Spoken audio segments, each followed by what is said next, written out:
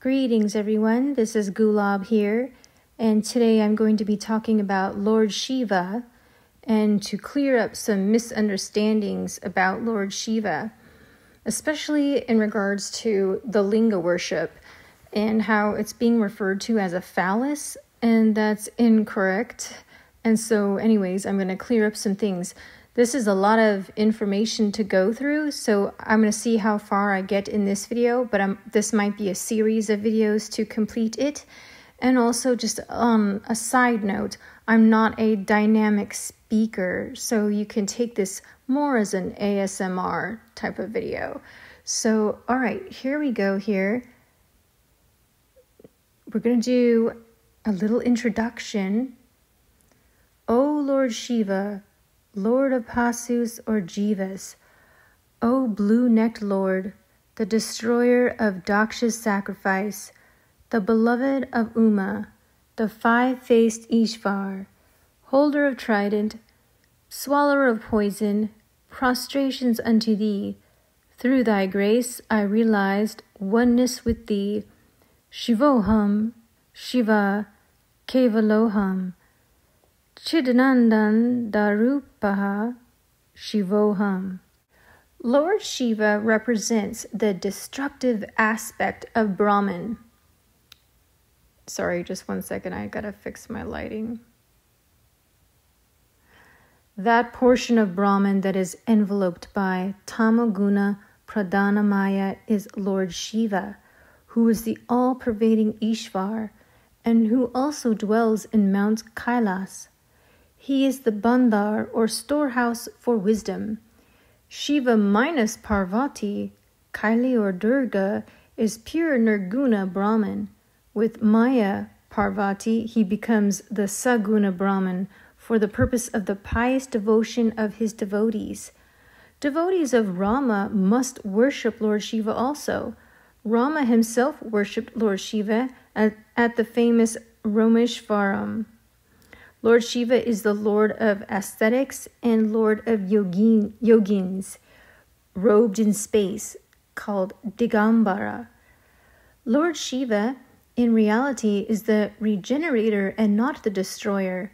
Whenever one's physical body becomes unfit for further evolution in this birth, either by disease, old age, or other causes, he at once removes this rotten physical sheath and gives a new, healthy, vigorous body for further, quick evolution. He wants to take all his children to his lotus feet quickly. He desires to give them his glorious Shiva Pada. It is easier to please Shiva than Hari. A little prem and devotion, a little chanting of his Panchakshari is quite sufficient to infuse delight in Shiva. He gives boons to his devotees quite readily. Lord Shiva is the God of love. His grace is infinite. He is the savior and guru. He is engaged in freeing the souls from the thraldom of matter. He assumes the form of guru out of the intense love for mankind. He wishes that all should know him and attain the blissful Shiva Pada. He watches the activities of the individual souls and helps them in their onward march. Lord Shiva is an embodiment of wisdom. He is the light of lights. He is Parama Jyoti, or supreme light. He is self-luminous, or Swayam Jyoti. The dance of Shiva represents the rhythm and movement of the world spirit. At his dance, the evil forces and darkness quiver and vanish. Shiva means that which is eternally happy or auspicious. Parama Mangal, Om and Shiva are one. Mandukya Upanishad says, Santam Shivam Advaitam. Even an outcast can meditate on the name of Lord Shiva. Lord Shiva is the supreme reality. He is eternal, formless, independent, omnipresent, one without a second, beginningless, causeless, taintless, self-existent, ever free, ever pure. He is not limited by time. He is infinite bliss and infinite intelligence. Now the next part of this is Shiva and Vishnu are identical. There's a lot of talk about like competition between Vaishnavas and Shaivites, and like which one is the supreme god? Is it Vishnu or is it Shiva? Well, they are identical. They're just different forms. Shiva and Vishnu are one and the same entity. They are essentially one and the same. They are the names given to the different aspects of the all-pervading Supreme Soul, or the Absolute. Shivasya Hridayam Vishnur Vishnostra Haridayam Shiva.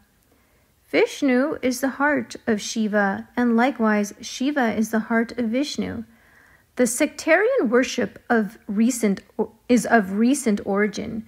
The Shiva Siddhanta of Kantacharya is only 500 years old. The Vaishnava cults of Madhava and Sri Ramanuja are only 600 and 700 years old, respectively. There was no sectarian worship before 700 years.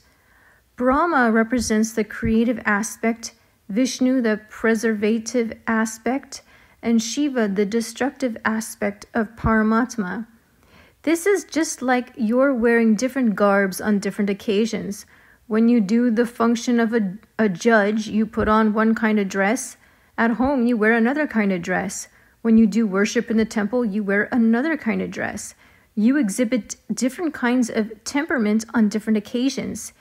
Even so, the Lord does the function of creation when he is associated with Rajas, and he is called Brahma. He preserves the world when he is associated with Sattva Guna, and he is called Vishnu. He destroys the world when he is associated with Tamoguna, and he is called Shiva or Rudra. Brahma, Vishnu, and Shiva have been correlated to the three avastas, or states of consciousness. During the waking state, Sattva predominates. During the dream state, Rajas predominates. And during deep sleep state, Tamas predominates. Hence, Vishnu, Brahma, and Shiva are the murtis of Jagrat, Svapna, and Shushupti, states of consciousness respectively. The Turiya, or the fourth state, is Parabrahman. The Turiya state is immediately next to the deep sleep state. Worship of Shiva will lead quickly to the attainment of the fourth state. Vishnu Purana glorifies Vishnu and in some places gives a lower position to Shiva. Shiva Purana glorifies Shiva and gives a lower status to Vishnu. Devi Bhagavat glories Devi and gives a lower status to Brahma, Vishnu, and Shiva. This is only to instill and intensify devotion for the respective deity in the hearts of the devotees. In reality, no deity is superior to another. You must understand the heart of the writer. There is no difference between the trinities Brahma, Rudra, and Vishnu. The work of all the three deities is done conjointly. They all have one view and one definite purpose in creating, preserving and destroying the visible universe of names and forms. He who regards the three deities as distinct and different, Shiva Purana says, is undoubtedly a devil or evil spirit. Now, Lord Shiva's form and its significance. Lord Shiva wears a deer in the upper left hand. He has a trident in the right lower arm. He has fire and damaru and malu, or a kind of weapon. He wears 5 serpents as ornaments. He wears a garland of skulls. He is pressing with his feet the demon Muyalaka, a dwarf holding a cobra. He faces south. Panchakshara itself is his body.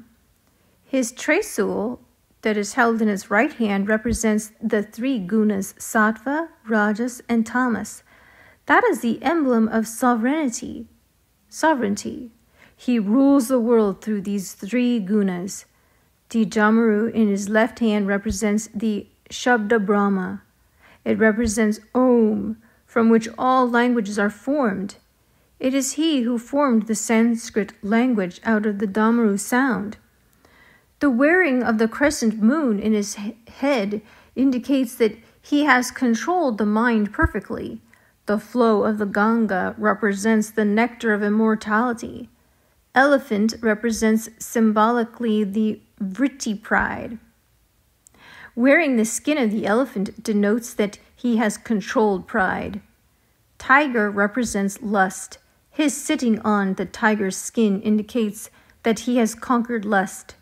His holding deer on one hand indicates that he has removed the chanchalat, tossing of the mind. Deer jumps from one place to another swiftly. The mind also jumps from one object to another. His wearing of serpents on the neck denotes wisdom and eternity. Serpents live for a large number of years. He is Trilochan, the three-eyed one, in the center of whose forehead is the third eye, the eye of wisdom. Lord Shiva has white complexion. What is the significance of white color? He teaches silently that people should have pure heart and entertain pure thoughts, and should be free from crookedness, diplomacy, cunningness, jealousy, hatred, etc. He wears 3 white-lined bhasma or vibhuti on his forehead. What is the significance of this? He teaches silently that people should destroy the 3 impurities: anavam, egoism; karma, action with expectation of fruits; and maya, illusion. The 3 desires, or ishanas: desire for landed property, desire for women, and desire for gold. And the 3 vasanas: lokavasana, dehavasana, and shastravasana, and then attain him with a pure heart. What does the Bali Pita or altar which stands in front of the sanctorum of a Shiva's temple represent? People should destroy their egoism and mindness, ahamta and mamata, before they attain the Lord. This is the significance. Rishabha, or the bull, represents Dharma Devata. Lord Shiva rides on the bull. Bull is his vehicle. This denotes that Lord Shiva is the protector of Dharma, is an embodiment of Dharma or righteousness. The Lingam represents Advaita. It points out, I am one without a second. Ekamevad vitivyam. Just as a man raises his right hand above his head, pointing out his right index finger only. Worship of Shiva Lingam. Here's a part that I really wanted to clarify. The popular belief is that the Shiva Lingam represents the phallus or the virile organ, the emblem of the generative power or principle in nature. This is not only a serious mistake, but a grave blunder. In the post-Vedic period, the linga became symbolical of the generative power of Lord Shiva. Linga is the differentiating mark. It is certainly not the sex mark.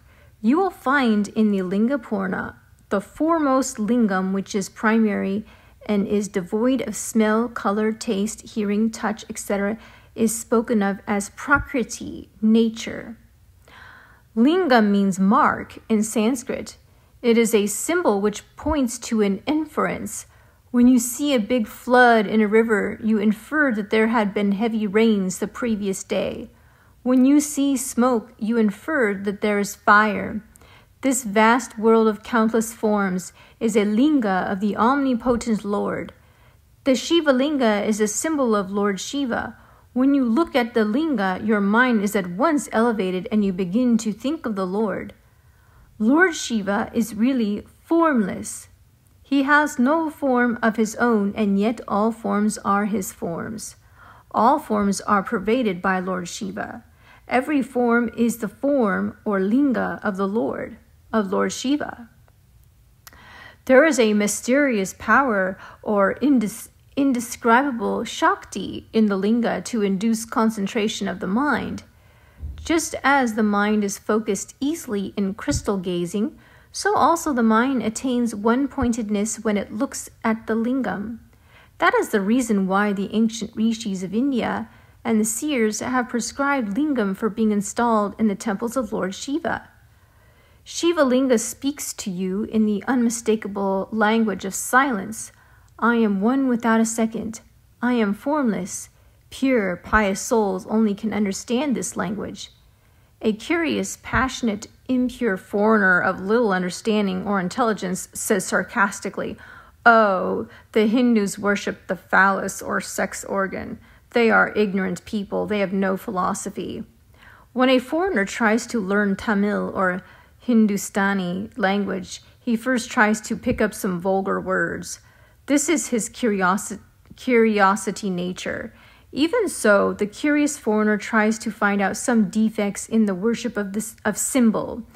Linga is only the outward symbol of the formless being Lord Shiva, who is the indivisible, all-pervading, eternal, auspicious, ever-pure, immortal essence of this vast universe, who is the undying soul seated in the chambers of your heart, who is your indweller, innermost self or Atman, and who is identical with the Supreme Brahman. Now this gets a little,